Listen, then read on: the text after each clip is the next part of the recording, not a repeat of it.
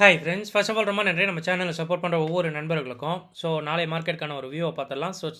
First இன்றைக்கி market எப்படி இருந்தது அப்படின்னா, ஸோ ரொம்பவே வந்து ஒரு இன்சேனான மார்க்கெட் அப்படின்னு சொல்லலாம். ஸோ ஒன்றுமே பண்ணுறதுக்கு இல்லைங்க, ஓகேவா? ஸோ 2 சைடுமே அடி விழுந்தது அப்படின்ற மாதிரி தான் இருந்தது. இது மேபி எனக்கான்னு தெரியல. ஸோ கண்டிப்பாக டைரக்ஷன்லாம் பார்த்து அடிச்சிருக்க முடியாது. கஷ்டமான ஒரு டேவாக தான் மோஸ்ட் ஆஃப் த ஆட்களுக்கு இருக்கும்னு நினைக்கிறேன். எனக்கு எப்படின்னு தெரியல. நம்ம பொசிஷனு ஸோ எம்ஸ்டாக்கில் எதுவும் பெருசாக இல்லைங்க. ஸோ நேற்று ஒரு டம்மியாக ஒரு பொசிஷன் காலையில் எடுத்திருந்த டம்மியாக நிஃப்டியில் ஒரு புட் சைடில் அது மார்க்கெட் மேலே ஏறும்போது தான் ப்ராஃபிட் கொடுத்தது. கீழே இறங்கும்போது ப்ராஃபிட் கொடுக்கல, லாஸ்ட்டில் இருந்தது. ஏன்னா அதை நான் சின்ன ஒரு கிரெடிட் கொடுத்து எடுத்திருந்தேன். நல்ல ஒரு ரேஞ்ச் இருந்தது, நல்ல ஒரு ப்ரீமியம் இருந்தது. ஸோ நம்ம கம்யூனிட்டிலையுமே நான் போட்டிருந்தேன் ஆக்சுவலாக வந்து யூடியூப்பில் இந்த மாதிரி 2 மணி ஆகுது, இன்னுமே வந்து 220 ப்ரீமியம் யாருக்கு கொடுக்குறீங்க அப்படின்ற மாதிரி கேட்டிருந்தேன். அதுக்கப்புறம் தான் ஒரு சம்பவமே மார்க்கெட்டில் இருந்தது. ஸோ மார்க்கெட் நான் புட் சைடில் பொசிஷன் எடுத்திருக்கும் போது கீழே போகும்போது ப்ராஃபிட் வராமல் எனக்கு 700 800 லாஸ் வந்தது. ஆக்சுவலாக அது வந்து கிரெடிட்டட் ஸ்ப்ரெட், ஓகேங்களா? கிரெடிட்டில் எடுத்த ஒரு விஷயம். பட் எப்போ மார்க்கெட் 300 பாயிண்ட் ஏறும்போது எனக்கு பார்த்தீங்கன்னா நல்ல ஒரு ப்ராஃபிட் வந்து அதில் வர ஆரம்பிச்சிச்சு. அதில் கிடச்ச ஒரு 250 தான். பட் 250லாம் இல்லை, நான் ஃப்ளாட்டாகவே ஒரு 50 ரூபா தான் ஒரு கிரெடிட் வச்சுருந்தேன். ரொம்ப ஃப்ளாட்டாக வச்சுருந்தேன். பட் எந்தளவு ஒரு மொமெண்டம் இருந்தால் அது கொடுத்துருக்கோன்னு பாருங்கள். ஸோ இதில் ஒரு ஹோல்டிங் ஒரு ஸ்டாக் ஒன்று வாங்கினேன். அதில் கிட்டத்தட்ட ஒரு 725 ரூபா லாஸ்ட்டில் காட்டுது. அதனால தான் டோட்டலாக வந்து ஒரு 957 இருக்குது. அது இல்லைனா அப்படின்னா மந்த்லி ஹோல்டிங்கில் ஒரு 200 மட்டும் நெகட்டிவில் இருக்கும்னு நினைக்கிறேன். அண்ட் அப்ஸ்டாக்ஸில் தான் ஆக்சுவலாக வச்சு செஞ்சிருச்சு. ஏன் இது அப்படின்னா, இந்த சைடு நான் நிஃப்டியில் வச்சுருந்தேன், அந்த சைடு சென்செக்ஸில் வச்சுருந்தேன். சரி, சென்செக்ஸ் அதில் இல்லைன்ட்டு. ஸோ சென்செக்ஸில் 2 இடம் விழுந்தது அடி. ஒரு இடம் 3000, இன்னொரு இடம் 3300 நினைக்கிறேன். மொத்தம் 6600 என்னமோ லாஸு. கொஞ்சம் வந்து ப்ரிடிக்ட்லாம் பண்ண முடியலங்க. ஸோ மூவ் பண்ண மார்க்கெட் நகருதுன்னு. அது அகெயின் வந்து 3 மணிக்கு வச்சுது பாருங்கள். அங்கே தான் வந்து ஒரு ஒரு விளையாட்டாக இருந்தது, வேறு எதுவும் இல்லை. பட் இந்த பொசிஷனை நான் கிட்டத்தட்ட 79,700லேருந்து நான் வச்சுருக்கிறேன். ஆல்மோஸ்ட் இன்றைக்கி 82,300. எப்படி பார்த்தாலும் ஒரு 2,700 பாயிண்ட்டு 3% மேலே கேரி ஃபார்வர்ட் பண்ணிகிட்டு இருந்தேன். பட் 3000 கொடுத்துட்டேன் 2 இடம். ஸோ ஒன்றும் பண்ணுறதுக்கு இல்லை, மொத்தமாக கொடுத்துட்டேன். சென்செக்ஸ் எதுவும் வேண்டாம் அப்படின்ட்டு. பார்க்கலாம், ஒரே ஒரு கேரி ஃபார்வர்டில் ஈக்விட்டி மட்டும் இருக்குது. ஸோ நெக்ஸ்ட் நம்ம மார்க்கெட்டு, இது என்ன சொல்கிறதுனே எனக்கு சத்தியமாக தெரியல. ஸோ மேலே கேப் அப் ஓப்பன் ஆன மார்க்கெட் வந்து பார்த்திங்கன்னா ஒரு சைடு இறங்குச்சு. சரி, இறங்குனது நீ இறங்கிட்டு போ அப்படின்ற மாதிரி இருந்தால் 150 180 பாயிண்ட் இறங்கின மார்க்கெட்டு அங்கேருந்து ஒரு ரேலி, ஓகேங்களா? சரி, இங்கேயாவது கொஞ்ச நேரம் இருந்தானே, ஏன் இங்கேயே இருக்க வேண்டியதுதானே? அகெயின் வந்து பார்த்திங்கன்னா உடச்சி என்ன நினச்சான்னு தெரியல, ஒரு ஒரு 300 பாயிண்ட்டுக்கு மேலே நினைக்கிறேன் கிட்டத்தட்ட வந்து பார்த்திங்கன்னா அப்பாச்சு. சரி, இங்கேயாவது முடிப்பான் பார்த்தோன்னா, நான் என்னுடைய சென்செக்ஸ் பொசிஷனை வேறு கொஞ்சம் புட்டை வந்து மூவ் பண்ணி வச்சுருந்தேன். ஓகே அப்படின்ட்டு அவன் அங்கேருந்து விழுந்தான் பாருங்கள். இங்கே தான் கிளைமேக்ஸே இருக்குது. ஸோ 300 பாயிண்ட் ப்ளஸ் பார்த்தேன் நான். இங்கே வந்து பார்த்தீங்கன்னா ப்ளஸ் 10 பாயிண்டில் இருக்கிறான். ஸோ அகெயின் பார்த்தீங்கன்னா அங்கேருந்து ஒரு 250 பாயிண்ட்டு. இது ரேண்டமான ஒரு என்ன சொல்கிறதுனே தெரியல. இதுக்கு முழுக்க முழுக்க காரணம் நாளைக்கு வர இருக்கிற அந்த இன்ட்ரெஸ்ட் ரேட்டை குறைக்கிற விஷயந்தான். கண்டிப்பாக குறைப்பாங்க அப்படின்றது எதிர்பார்க்கப்படுது. ஸோ அது குறைச்சா இன்னும் மார்க்கெட் வந்து நல்லாவே மேலே போகும் அப்படின்றது நான் ரொம்ப சீரியஸாக இருக்கேன். ஸோ கண்டிப்பாக வந்து பார்த்திங்கன்னா மார்க்கெட் வந்து மேலே போக வாய்ப்பு ரொம்ப ரொம்ப பிரகாசமாக இருக்குது, அதை மட்டும் சொல்லிக்கலாம். அண்ட் நாளைக்கு சென்செக்ஸ் எக்ஸ்பைரி நான் கொடுத்துட்டேன், பொசிஷன் எதுவும் கிடையாது. ஸோ 81,900 இது வந்து அர்த்தமணியாக இருக்குது. ஒரு 800 பாயிண்ட்டு கிட்டத்தட்ட வந்து பார்த்திங்கன்னா ஸ்ட்ராடல் பாயிண்ட் இருக்குது. அப்போது 800 பாயிண்ட் மேலே கீழே வந்து ஈஸியாக வந்து மார்க்கெட் நகரும் அப்படின்னு சொல்லலாம். மார்க்கெட் வந்து பார்த்திங்கன்னா ஓவராலாக வந்து ரொம்ப வந்து ரேலி ஆகிடுச்சு அப்படின்ற மாதிரி தான் சொல்லணும். பட் பார்க்கலாம் எப்படி இருக்கும் அப்படின்ட்டு. ஸோ கிட்டத்தட்ட வந்து பார்த்திங்கன்னா புட் செல்லர் தான் அதிகமாக இங்கே இருக்காங்க அப்படின்றதுனால எதிர்பார்க்கப்பட்டது தான். நாளைக்கு மேபி மார்க்கெட் வந்து மேலே இன்னும் உயரலாம் அப்படின்றத நினைக்கிறேன். பட் லெட்ஸி வெயிட் பண்ணி இருந்து பார்க்கலாம்.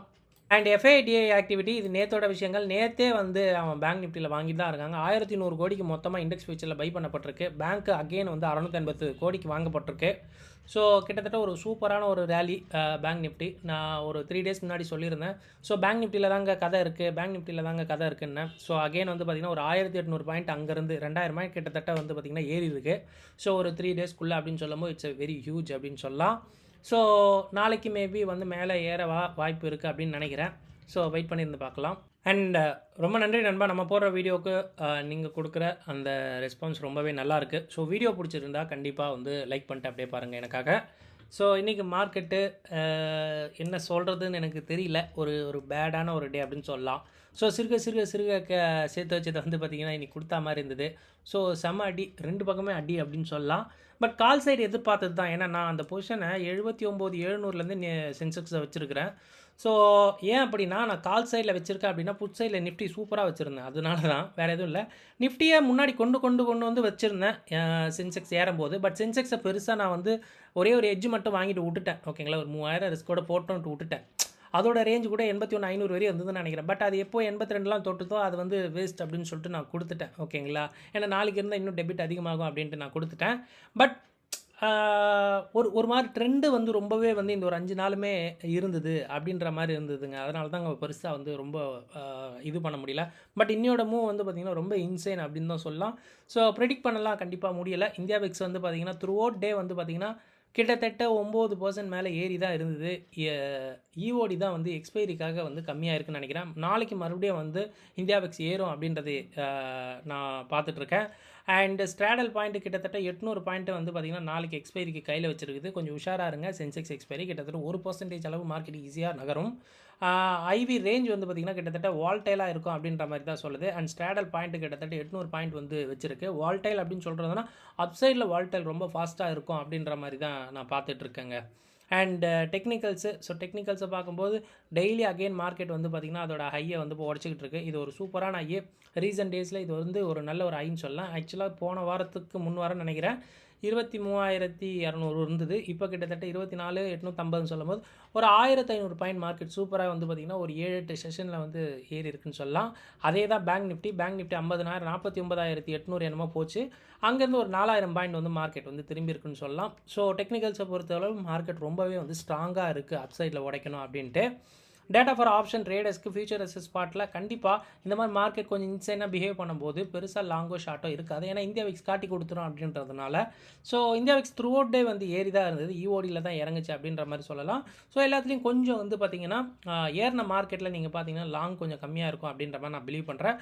But mid cap Nifty market வந்து பார்த்திங்கன்னா த்ரூ அவுட் டே ஒரு மாதிரி கன்சாலிடேஷனில் ஃப்ளாட்டாக தான் இருந்தது. அதில் கொஞ்சம் வந்து லாங் பில்டப் ஆயிருக்க மாதிரி இருக்குது. அதோடைய விஷயம் நாளைக்கு இருக்கும் பாருங்களேன். நாளைக்கு அது ஒரு மூலையில் ஏறிட்டு இருக்கும்.